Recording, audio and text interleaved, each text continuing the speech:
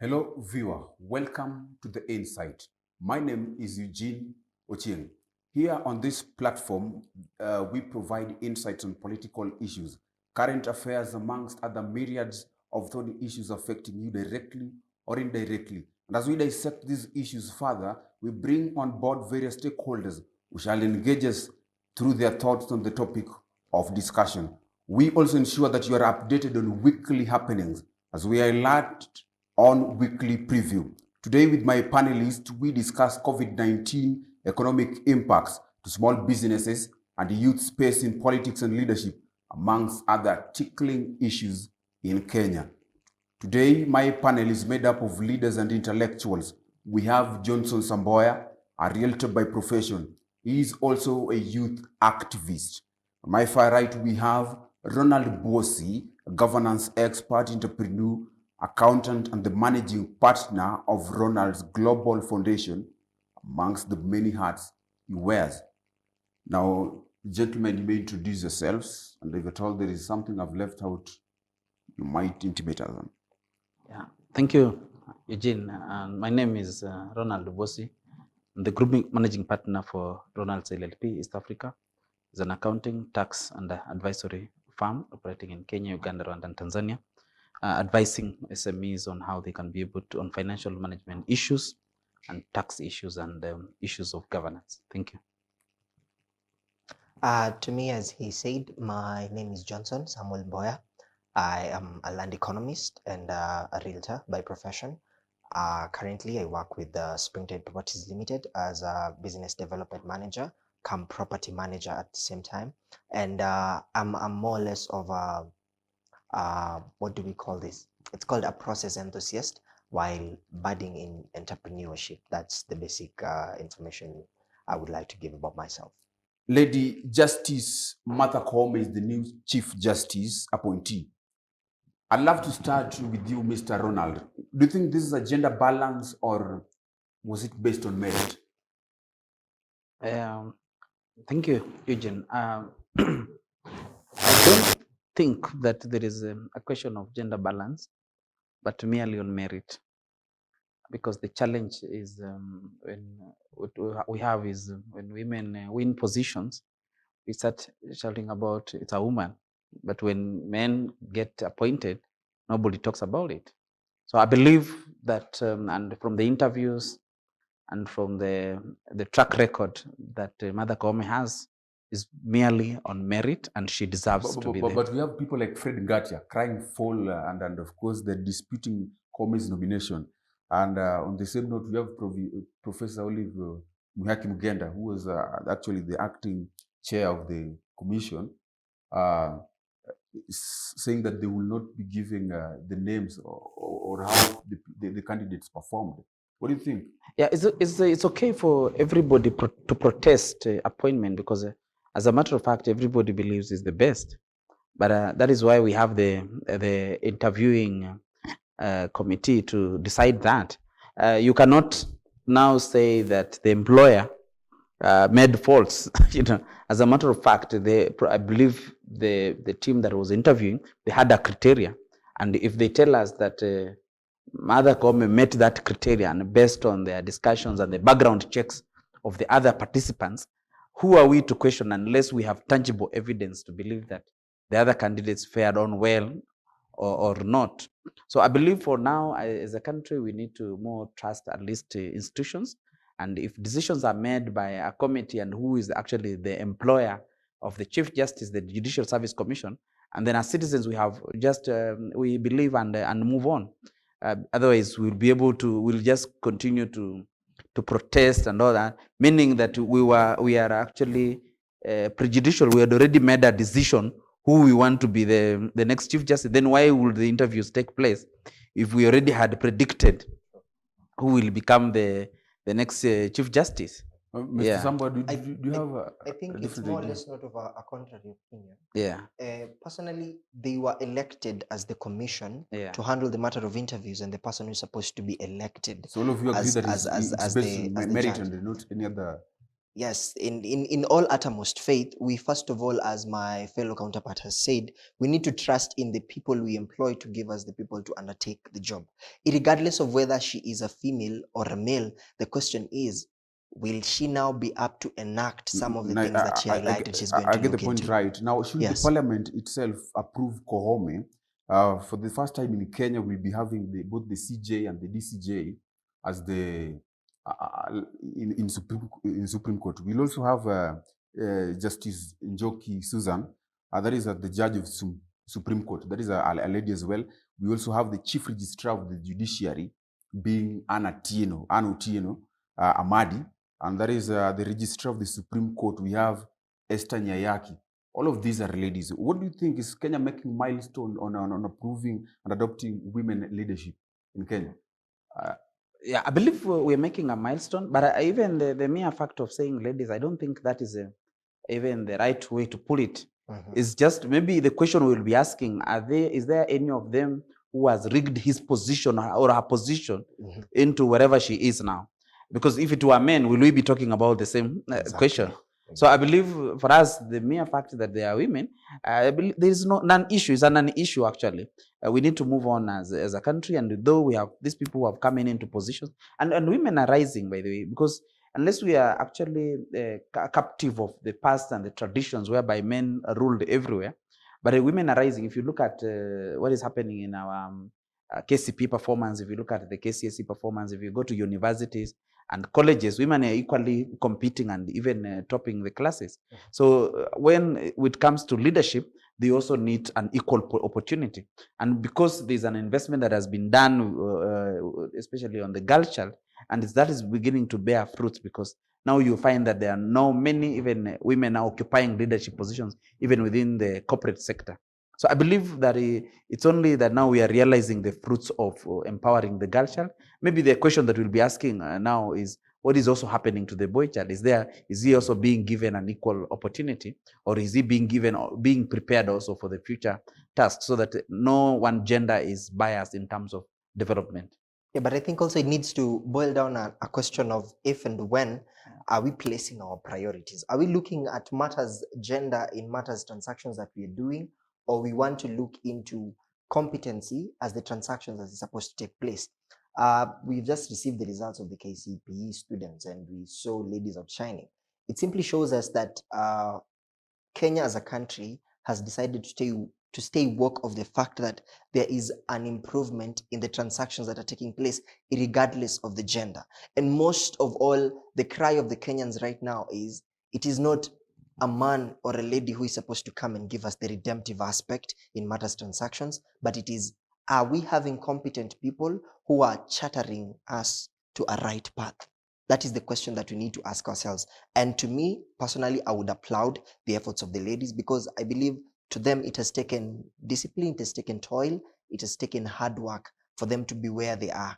And if we just can be able to allow them do the mandate that they've been accorded, we probably would manage to see them as our leaders and less of the gender that they tend to hold. So, would you say that the men have been left out in these, like the boy child actually in being empowered? I would say it's not a matter of the boy child being left out.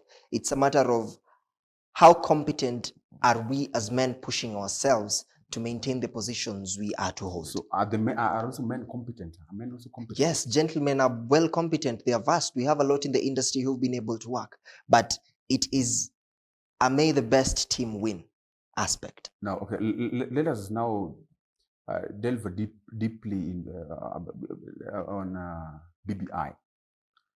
There's been disquiet in Parliament, as we have seen members of Parliament, Senator Kipchumba Murkomen, are saying that there are some ulterior motives behind BBI. We've also seen Mr. Irungu Kangata, and of course the Senator of Nyamira, that is Okongo Mogeni, are saying that before this BBI bill is taken to the people for further consideration, then maybe they should make some amendments for them before it is taken to the people. What do you think about it, somewhere? I think as much as me being a youth, the Building Bridges initiative as it came by, it more or less was just to give a chance, but we are not certain of its effectiveness as it's going to cover. Extensively, I look at it as issues have not been rendered quite well in addressing them to the normal youth who is seeking answers as to why the government is quite oppressive on their end, and they're being used as objects rather than people of merit who can be used to transact decisions. So to me, I'd probably say, however much it is building bridges in quotes, it is an initiative that is supposed to be quite inclusive and participative. It need, to me, if it can be looked into more of an aspect of how exactly is it going to be practical rather than theoretical.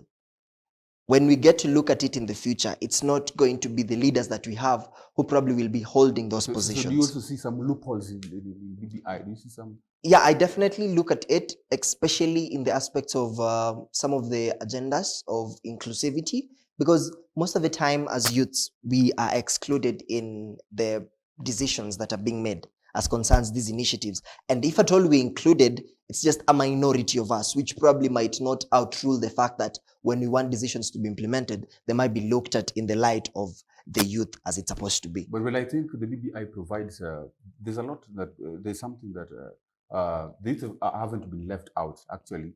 We have seen the president saying that we have, that the youth have got a committee that have been set for them. There are commission, actually. So the commission will comprise of around 7 people, 4 of them at least must be youth. And of course, I think these are, the youths have been included also in BBI. What do you think about that? I think my point still gets to stand out. It's not a matter of how many youths have been appointed in the commission, is how practical will the transactions of the commission be available to the normal youth who is transacting his daily activities. Because we might be having youths who've been appointed to be in that commission, but they might as well be appointed to transact what the commission states as a mandate of the government.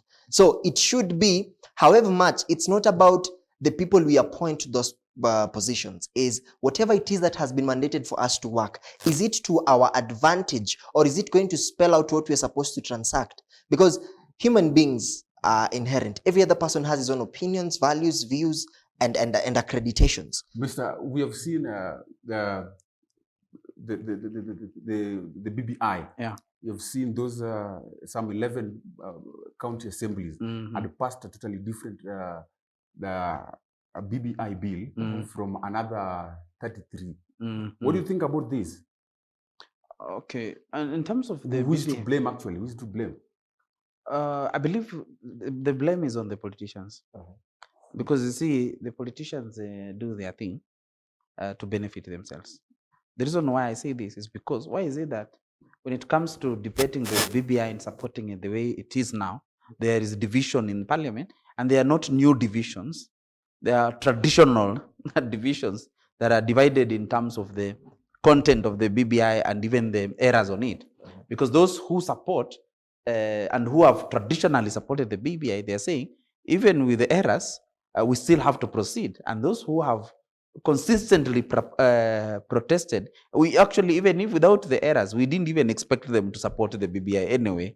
So even they are just finding some faults in it, which is the differences. So the biggest the biggest challenge is the people who suffer from all those political bickering are the common mwananchi. Because even, I believe, if you ask a majority of the Kenyans, most of the Kenyans don't understand the content of the BBI. So BBI is mostly a political document, even though it might have some goodies in it. And the way my colleague has said, that in terms of inclusion, involving the people in understanding the issues, the content of the BBI, and even making decisions, that has not been done. Do you tend to support what Murkomen says, that Senator Murkomen, that there's some ulterior motives of the promoters of BBI?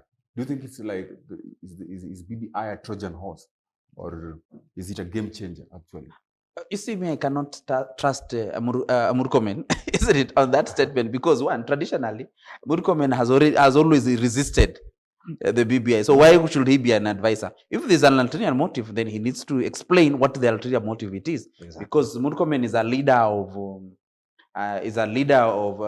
is a senator. He has a following. He has to explain to the following that yes, this is the ulterior motive. But you see, the problem is, us as citizens, we're only there to listen to what Murkomen will say and make a decision.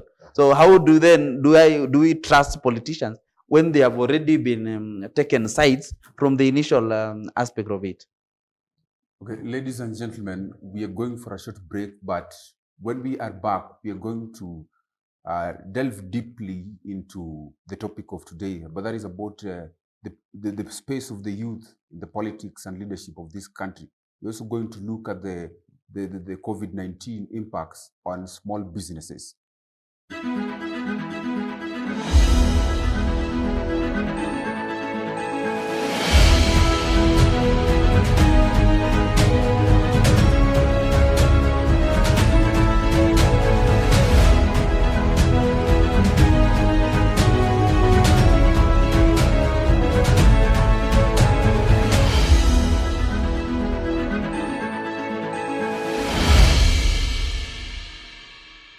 I would like us to shift our focus on the COVID-19, which has been ravaging the world since 2019. In a move to mitigate the spread of the COVID-19 in Kenya, President Uhuru Kenyatta on 26th of March this year declared a ban on movement in and out of Nairobi, Kajiado, Machakos, Kiambu, and Nakuru. President Kenyatta on live television address banned international travels. He introduced 8 a.m. to 4 a.m. curfew, 8 p.m. to 4 a.m. curfew, for the 5 counties. The meetings and worshiping places were also banned.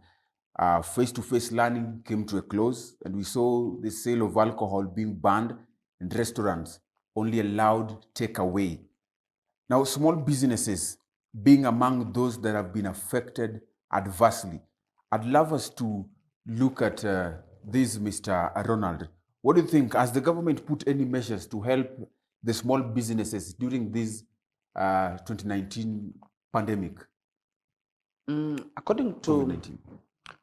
my interaction with small SMEs and also running SMEs, I've not seen any measures that have been put up by the government in order to cushion the small businesses against the pandemic. And even to add salt into injuries, you know that the government revoked the tax incentives that they had put into place in order to cushion the SMEs from the pandemic. So actually, even if there are any efforts that have been put, that has not been felt with the SMEs that I interact with, especially if you compare what is happening even cross-border or in other countries abroad. So SMEs are quite exposed. Never before has it been like this. Most SMEs are closing down shop because they cannot survive the hard times. Recently, we had the minimum tax being introduced to say that even if SMEs are making losses, they must borrow loan to pay taxes, because that's the implication of the minimum tax. Because when you say that you're going to introduce minimum tax on every business, regardless of whether they're making profit or not, then you are saying that even if you're making a loss, then you're supposed to go to the bank, get a loan, and pay taxes, which is quite very punitive. Thanks to the Machakos Code that put that law into, gave an injunction on that piece of legislation that could be quite even devastating for most of the SMEs. So I think there is a lot that needs to be done by the government in order to cushion SMEs. One is to ensure that there is a good tax regime that favors SMEs. Of course, the government needs money, but you cannot milk a cow that is dead.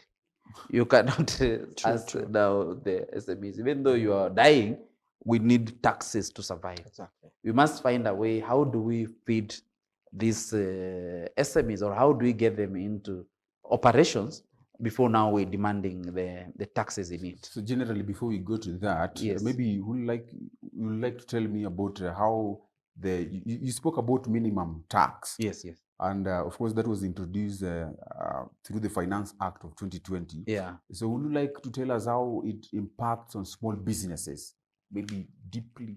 Yeah. minimum tax is a tax that was introduced at 1% on all businesses.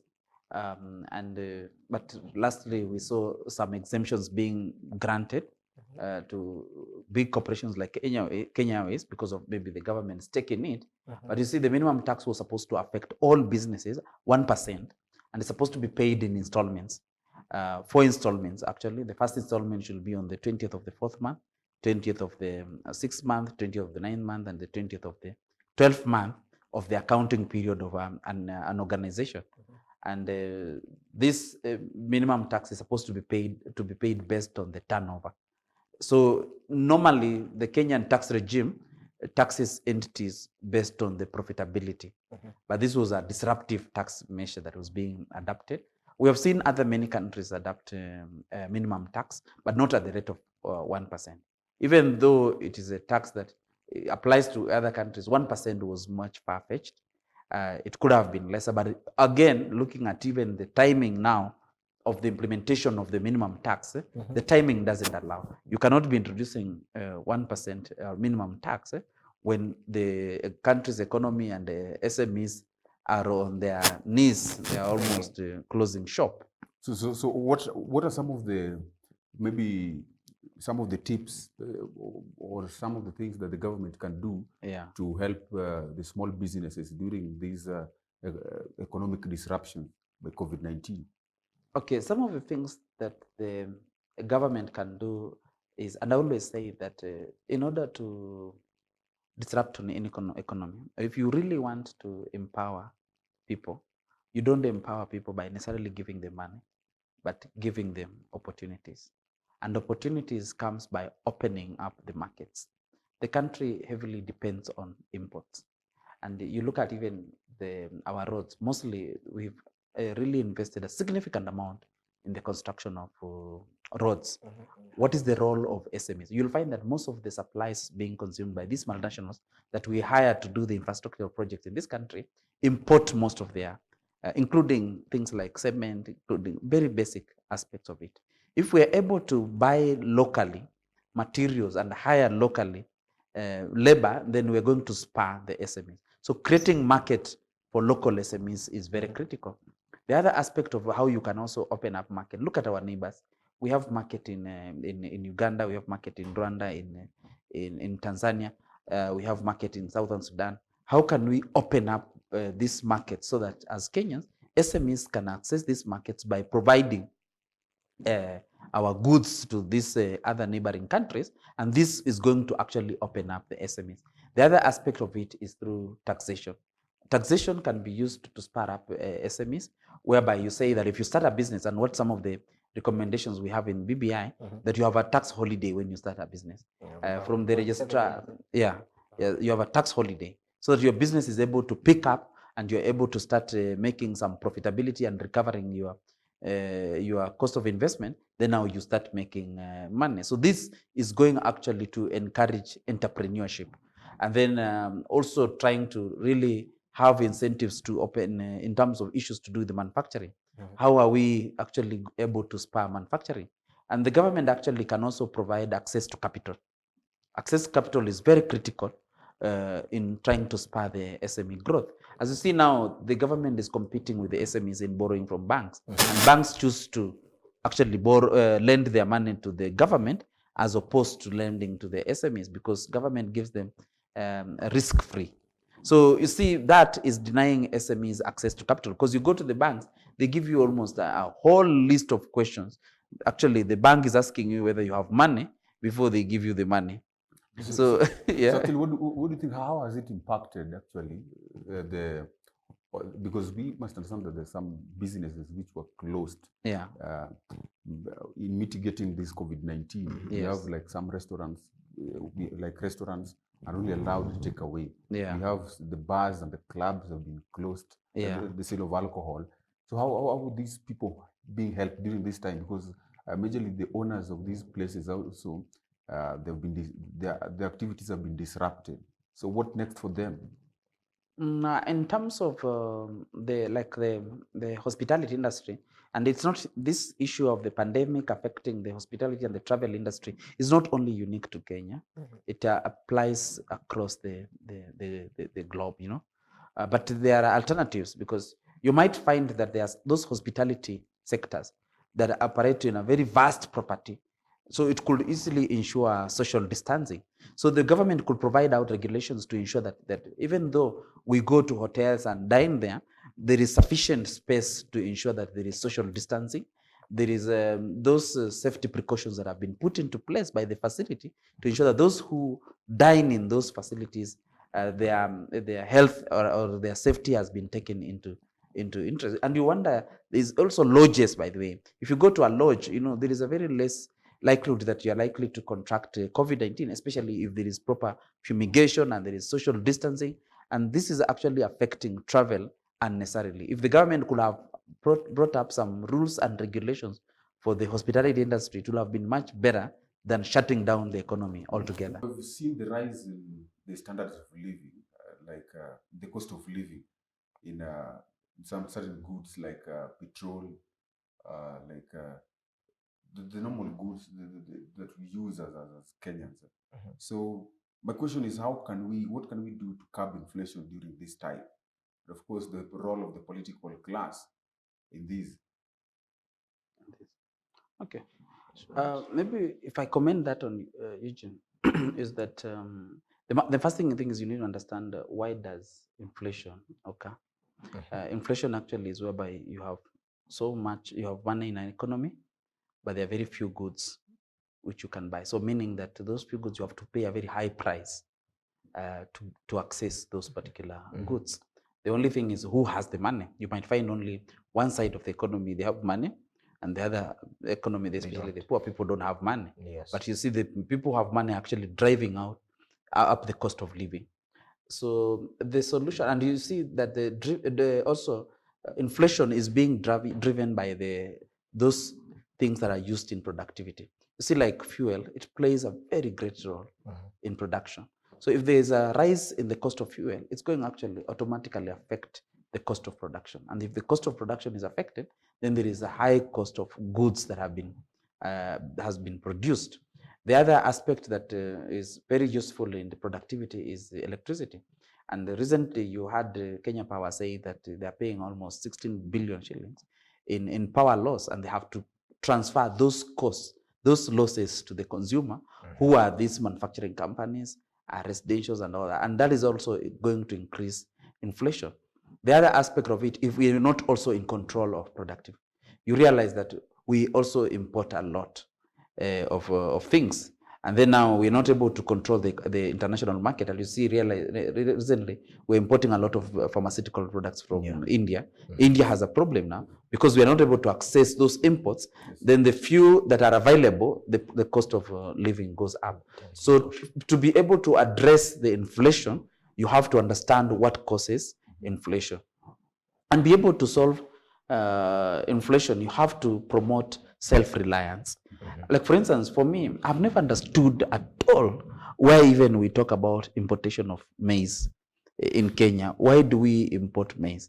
If you visit the Western region and the Rift Valley region, there is vast land that can be used to feed Kenya, to feed Sudan, to feed Somali, to feed every other East African country, and those countries that require, maize. Exactly. But you see, as a country, the political class have driven us in a place whereby we still have to import the most basic thing that we can even produce.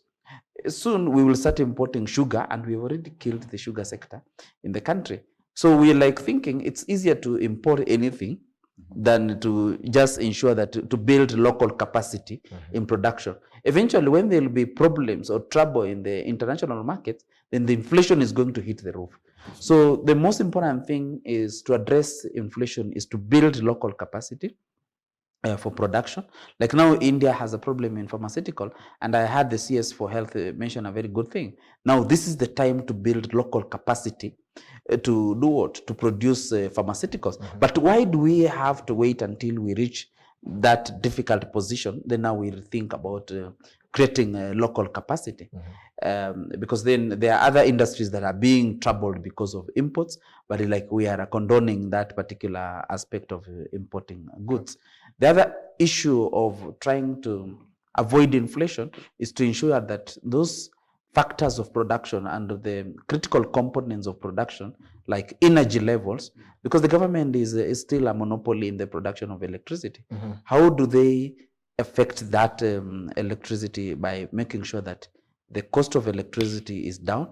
They inspect what are these energy losses that are being experienced by Kenya Power, and ensure that the power bill that every one of us get is more realistic. Sure. How do we ensure that? How do we control the cost of importing fuel? Tax element in fuel is very high. So if you check out the tax element in the fuel imports, is also going to really reduce the level of inflation. We're also saying that we have local productivity of oil in Turkana. We have not seen the fruits of that. How do we realign ourselves as a country so that we start producing, even though just some component of fuel that can be used locally, even if we don't export? That is going actually to check out the level of inflation within the country. Sure. Yeah. You have something? No, I think he's overexhausted it by giving all the solutions. Yeah. You're right. I would like us to engage on the youth issues about the space of the youth. That we're now looking at a completely something different from what we have been discussing on the economic impacts of COVID-19 on small businesses. Now, I'd love us to look at the youth issues, and of course, according to the 2019 census, 75% of the Kenyan population are made up of the youth below the age of 35. And of course, with such numbers, this is the most consequential block, I believe, in whatever aspect, with the political, economical, or social. Now, the question today is that what is it that is keeping young people out of politics? And how can we break down the barriers that hold them back? Now, I'll start with you, Sam. Yes. I think one of the major things that keeps youths from politics, it's the nature of politics in Kenya as a country in itself. And quite to put it in the light, it's because with the happenings that as youths we have had or received ever since probably the 2007 elections, the 2013, and now even the ones that we are nearing to, the 2017 and the ones we are nearing to do by 2022, the nature of politics itself has not been a clear and credible manner of elections. And the politics is always a pro and anti aspects of who is who in the politics sector. And if at all you probably yearn to engage or enter in, you have to probably have to go through a rigorous, painful process for someone to probably get to reason out with you as one of what is this rigorous process? A good example, when probably I was in school at the University of Nairobi, for you to probably get to be noticed, first of all, you have to seek popularity and probably get to go through having a bigger brother or so to assist you in funding for whatever it is you want to aspire to, before you can actually gain the aspect of making sure you deliver to what people have to get in. And that was just politics of school. But now when it comes down to the ground in itself, you are incapacitated as a youth to probably lead with only ideologies and matters. People feel like you have to have a budget for your campaign, and you also have to have a moving and a mass that proves to the fact that you can be able to do the politics in itself. So all this coming to a constant by the fact that we have been pushed to understand politics in the nature that we have grown to see it. It's the same way like curbing corruption has become a problem because of the way you've been taught in how to do. And the mindset that probably has been inflicted upon us as youths at times can be a little bit hurting to us. You probably are given the mindset of just acting upon things. You want to be led and you don't want to lead because you feel like leading in itself is a higher risk that you're not able to transact. However much we want results that are quite on the go, but as youths, we also are afraid of risks. And it takes a risk to bring a leader. It takes a huge risk to fight for some of the things. Most of the people who fought for independence took much, much more risk they would stand the aspect of being fought to the point of death, so that at least the independence might be able to come through. But at times, to some of us as youths, it's a daunting task for us to take and undertake. Sure. Yeah. Now, there's something that you just said that for you to be a leader, like maybe be a politician in Kenya as a youth, then you must have the economic muscles to do so. Exactly. What if as the youth, since we are the youth are around 75%, what if they agreed as the youth that we only want leaders, we want young leaders there in parliament, we want young leaders as presidents? Do you think we can manage this? Because it's the youth that are the most, of course, in terms of the population. Exactly. One, we need to understand that the youth or age spectrum is from about 18 to 35. Yes. And you need to understand, however much we are, most of us as youths, ideologies, opinions, and differences differ in every other aspect that we tend to take. You see, for example, I might decide to back someone who is my fellow youth, and at the same time, I might not. Why? Because probably we don't agree in one or two or three things. Another thing is probably in the way that I was brought up. Sure. You've learned to lean more or less on not ideologies, but on ethnic grounds. Okay. That is something that is even affecting us as youth. We don't get to see the ideologies that someone gets to bring in, or what it is that they are bringing as matters change, but it's probably because we either went to school with you, or we are probably of the same tribe, and our dialect, we tend to. But I believe hang that around cuts the same across, things. where the ethnicity cuts across. Exactly. Yeah. And by the fact that it cuts across, it now requires us as youths to have a different and changed mindset. Okay. To want to bring a revolution that people can bring in together. The choice is even given by God, and the government has given us that freedom of choice. Sure. I can persuade you by my opinions to do as I please or I require, but you are to choose on what you're supposed to do. You can choose today not to be corrupt ever in your life and be integral, but some other person might choose otherwise. So do you think it will still be difficult for the youths to rise to the top positions in this country? Rising to the top position, it may only be possible if we decide to change our mindset as youths in how we look at things. Most of the time, someone said it's difficult for them to probably go and elect a leader because of what they get to see. But it brings more harm than good, because bad leaders are not chosen by people who decided not to vote. Okay. When you decide not to vote, it simply means you've not taken part in the aspect of choosing the right leader. And of course, the wrong leader will be chosen, and at the end of the day, we'll keep on squabbling and making noises as to why we have wrong leadership. Yet we did not decide to do what? To take part. So if we are told to change the narrative as it's supposed to be, Sure. we have to have a changed mindset and a oneness in thinking on a way we can revolutionize Kenya. Okay, I get your point. Aspect. Now, Mr. Ronald, Yes. well, the President Uhuru Kenyatta, Yeah. in one of his speeches, says that, and I quote, "The youth must be handled delicately, as they are the future of our country." Do you think the political elites are actually genuine with the youth? Like, do they see them for the true worth as the stakeholders and the custodians of the future, or they are seen just as a mere number of political rallies and votes? You see, the challenge we have is we are highly in a capitalistic economy. Now, capitalistic economy is God for us or every man for himself. So yeah, of course, politicians have said that they have the youth interest at heart, but that has not been demonstrated in terms of implementation. How do we actually actualize that? Let me tell you, if leadership was serious about this country, we will not be importing every expatriates to come and work in this country. One is capacity building. I've never seen a deliberate effort to build the capacity of the youth by sending them even to, the government need to come up with a program whereby they need to sponsor the youth of this country to even foreign universities. Because one time I'm in India, in China, sorry, and I'm interacting with some of the fellows, and they say how the Chinese economy has grown. You go to America, the Chinese students are so many sponsored by various organizations from China. You go to Europe, you go to Germany, you go to all the developed countries. There are those Chinese that are being sponsored for further education and to get the technical advancement they require so that they can be deployed to Kenya to build roads, to build houses, to build all that. For us, we are here just consuming and telling our youth, you're okay, you are the leaders of tomorrow. What are we doing to build their capacity? Probably, what I will say is the one time we need a president who will say, look, look what? We need to build a road. Even we need to build a road of 20 kilometers. Sure. I need these youth to go and learn about roads. They come, they lead the project, they do that, they learn.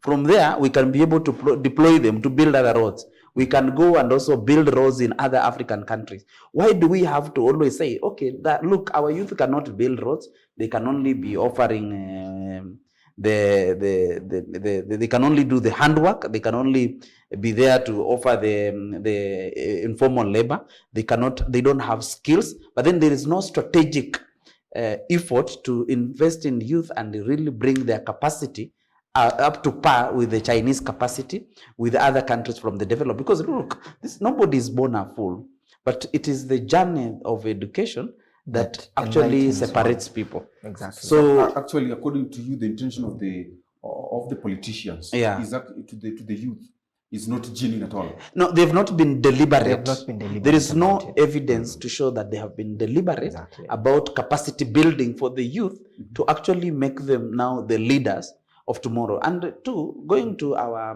recently, now we have the CBC system. I've looked at the CBC system, which is actually now the education system that is supposed now to promote the youth and the future.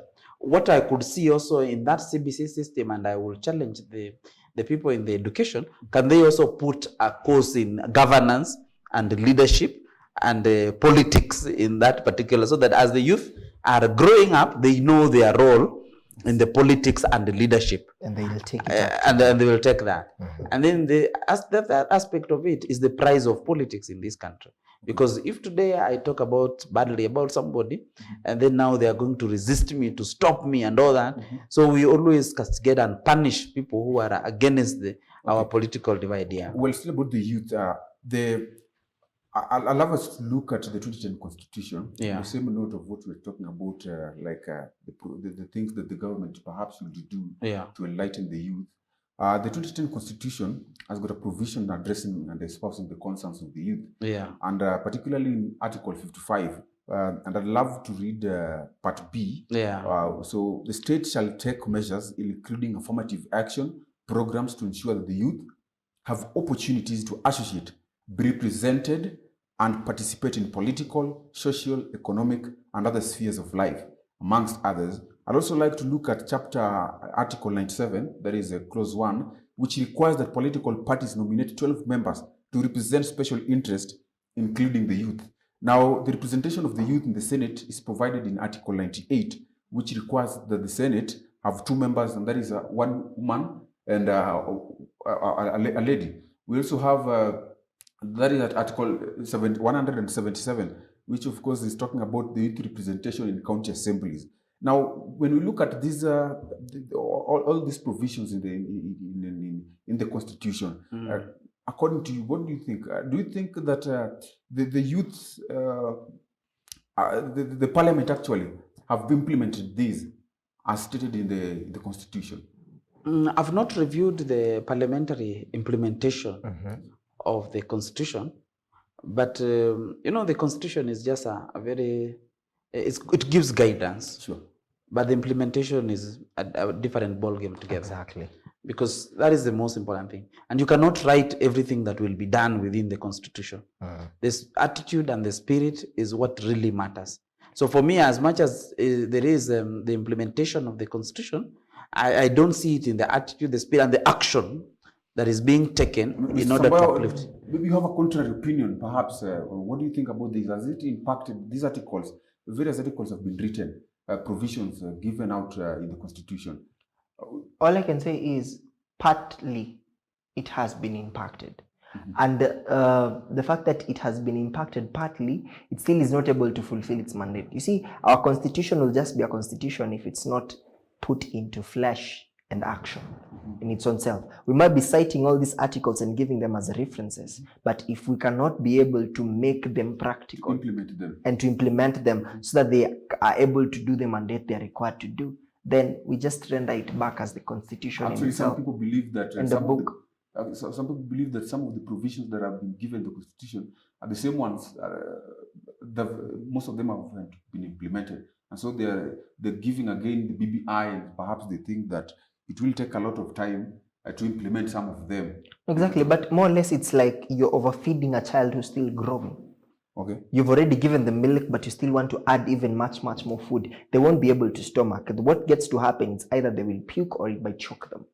Now that is the aspect. Now, if we have not even fully exhausted the just implemented constitution to meet its mandate, if we keep on adding laws and bylaws that keep on complementing it, at the end of the day, it's either going to choke us as a country, or it's going to even make us puke it and not accept it at all. It's not going to make relevance to all of us as it's supposed to be. So it's more or less of, let us first of all look into what we implemented in 2010 as a constitution. Has it met its mandate? Which aspects have not been met? Can we be able to implement them to the fullest so that they meet their mandate? Now, having implemented our constitution, what seems to be a loophole or a left out ideology amongst our constitution? And how are we able to now bring in another law that is to complement it so that it becomes complete?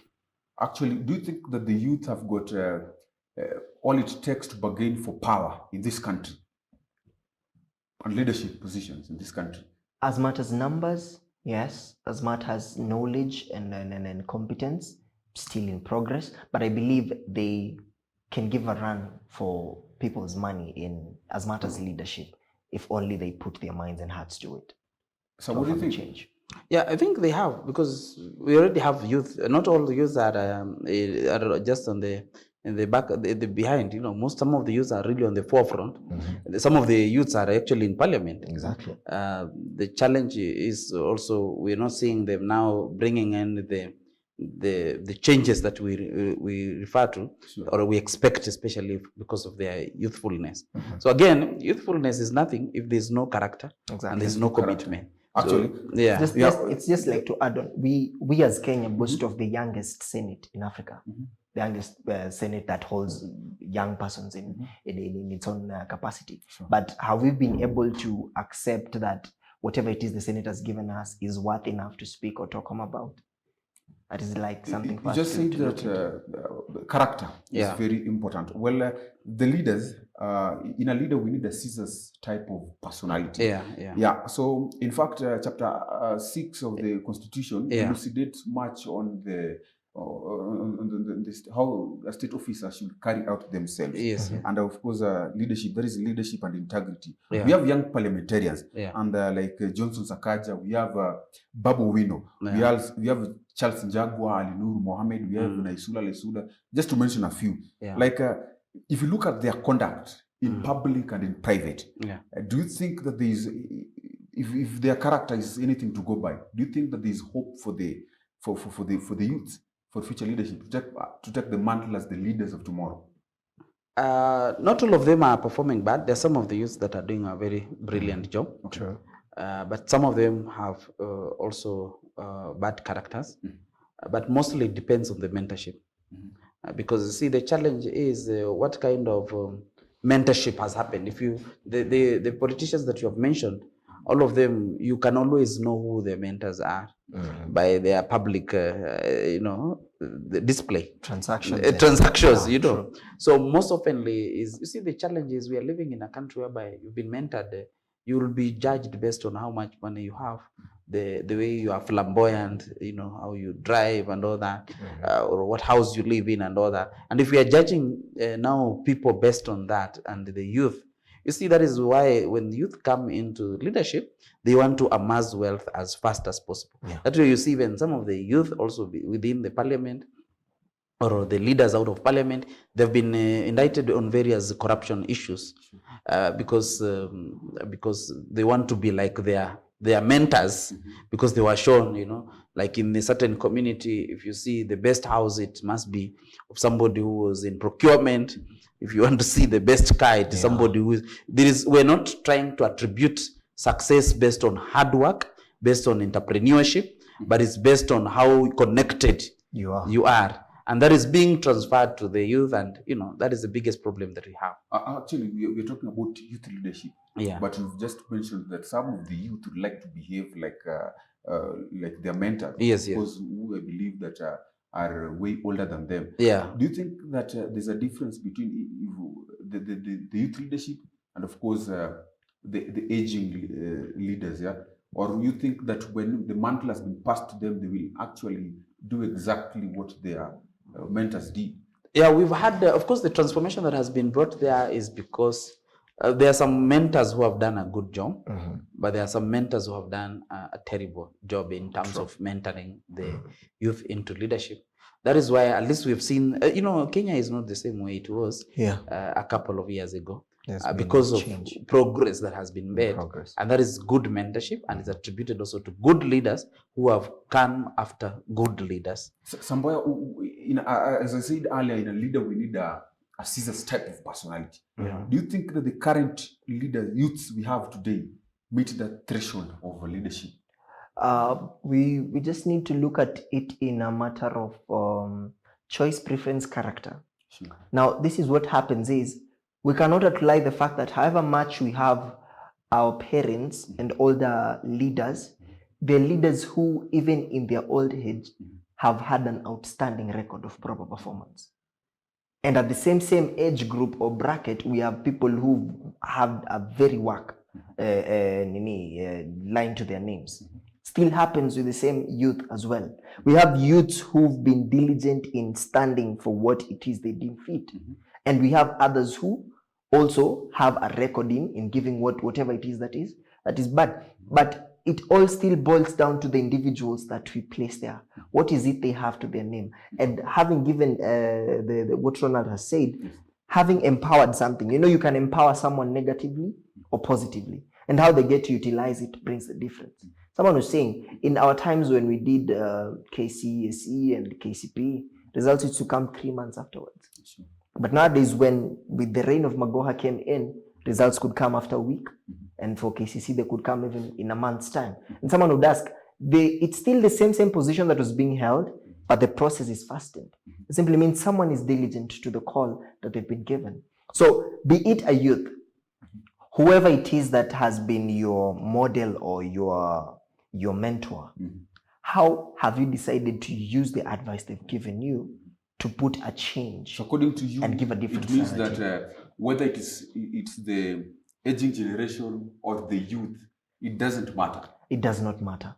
But specifically, it means, okay, according to you, there will be no change. Whether the youth come in and the aging, the other guys go. If the current transactions of our country, Kenya, are to go by with devices and no one getting to put a change, will still be in the same way.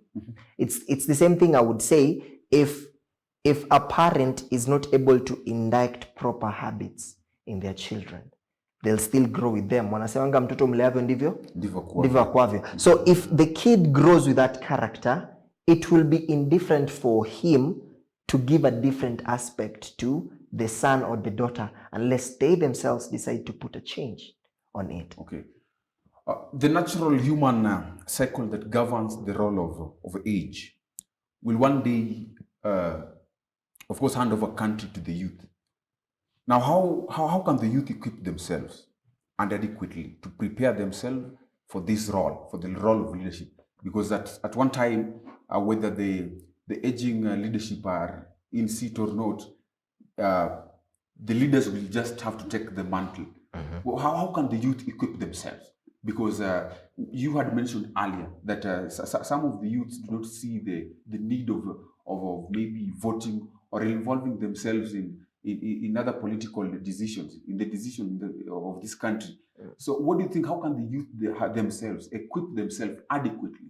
I think even before Ronald speaks, we were talking with him in the waiting room, and he gave some little good insight. You see, we are forgetting that however much we are youth, at some point in time we are going to be the aged. And when we are the aged, it will be our children and our counterparts will be calling themselves the youth. So the question is, as a youth, how am I making this journey possible for me and for the youth that is coming right behind me? It needs not to be about myself. alone.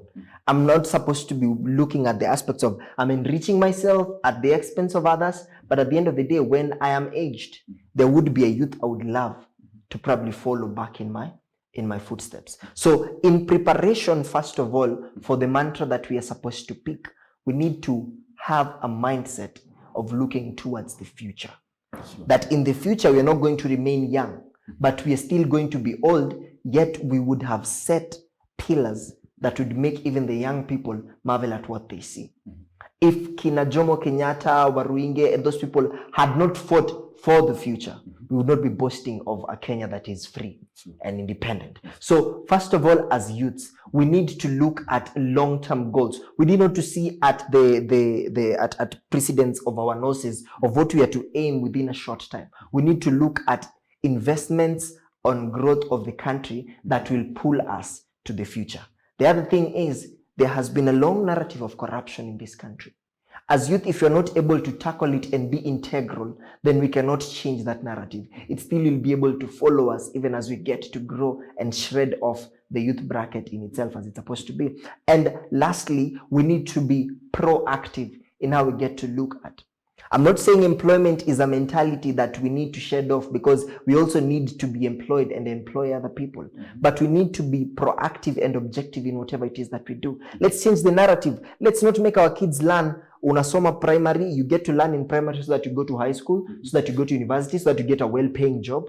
But let's try to see on how we can encourage ourselves to be proactive and produce the much we can to be self-sufficient as a country. That is the narrative that we can change. But if we're still looking at aspects of wanting to probably work under someone or be led in some other certain aspects, you might be forced to go along the same chain for you to survive with the others. So it's being objective, proactive, independent in whatever we do, and also look at the future, because it is a journey that we all pass by and cross through. Ronald, what do you think about this? How can they adequately prepare themselves for this role? Because it's coming.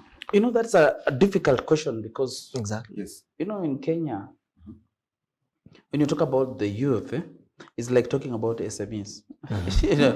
You know, we've never defined who is a youth, and we have never defined what is an SME. So people call themselves based on the benefits that are there. Exactly. You know, especially if you want to become a president, even if you are 50 years and above, You're a youth. you say, I'm a youth. Uh-huh. You know, if you want to beat your competitor, you say he's an old man.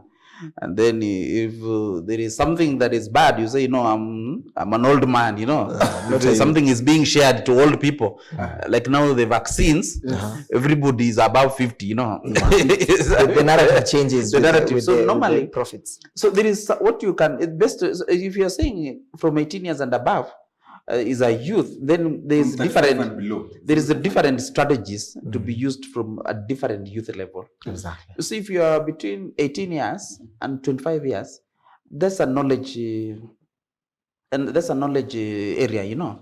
You need to amass as much education and knowledge as much as you can. You need to develop the experiences that you want to develop. You need to understand what you want to become. You know, you need to find your purpose as a youth. What do you want to grow into? And then that is what we are saying is even the era of mentorship. You need to have that kind of mentorship, somebody to guide you based on the various options that are there. When you are around 24 years, 23, 24 years, when you finish university and all that, you need to start now immediately into your career and start building the experiences and discovering really this is your passion and this is what it means in practice. So maybe if you are out of university or out of college, now you start working on what you really want to become. If you are an agriculturalist and trying to discover and see areas that you can tweak your passion in order to realign with your abilities and your strength. So at 30 years, you must really have defined who you want to become as a youth. If you are still lost and you don't know who you want to become at 30, it's almost very difficult for you to recall yourself. You know, so for us in our company, we normally say that at 30, you must be coming at a senior level, a manager level, because you have already understood your purpose, you have already farmed up on your strategies, and this is what you want to come. Between 30 and 40 years is active productivity. You must be working. So, like, generally, we realize that 75% of, That's a fact. Yeah. 75% of the Kenya's population Yeah. is the youth. Yeah. We have around 6.5% Yeah. of the parliamentarians as the youth. Now, how can we change this? How can this change? What can the youth do about the? How can the youth? So I can comment to you a number of things. One is knowledge. Ensure that the youths that we have invested in education and make sure that the youth are knowledgeable enough about the opportunities that exist, about their role in the society, in the government, in the business, in employment. What is their role? So they must have the knowledge and the guidance that is required. Then number two is legislation. Ensure that even though we have these youths at the disposal, we have the necessary legislation that is able to provide the necessary environment and govern on the youth in their action plans. And then the other aspect of it is environment. Now, to create an environment whereby these youths can be able to flourish in their functions. So legislation is like what you're talking about, the constitution, that even what we want to do for the youth has been entrenched in the constitution, that nobody will be able to do what? To sidestep that. So they have youths have been educated, are knowledgeable enough. We have invested in their education and the knowledge, and there is a lot of awareness that has been made on the youth. There is the legislation that provides that. The environment has been created to provide for that particular youth advancement, and then the youth can step into the leadership position. Amen. Yeah, and consequence management, that when youths actually now go into corruption, do we have a system that checks them out and punish them? This is what we call consequence management, so that they are directed accordingly. Yeah, because if there is, you see, the problem is now when people, we are saying that they are corruption people, but we are not seeing the consequences of corruption being tackled. Dealt with. Because somebody was mentioned in corrupt, there are no cases that they have not been closed, and there's no judgment. And they're still continuing to transact. Yeah, to transact. Okay. Yeah. Thank you so much, gentlemen, for coming to this show. It's a pleasure. Honoring my invite. Now, ladies and gentlemen, my time has come to an end of the show. And as I leave, I would like to leave you with a certain quote from William Shakespeare. This is a quote for the youth, as he says, and I quote, "Youth is full of sport, age's breadth is short. Youth is nimble, age is lame. Youth is hot and bold, age is weak and cold. Youth is wild, and age is tame." You are told you will be the leader of tomorrow. Now, when is tomorrow coming? That is a question most of the youth have asked themselves. Well, thank you so much for joining this show. This has been The Insight. And my name is Eugene Ochieng. Join us next time, Friday, this time, same place, GBS TV. Thank you.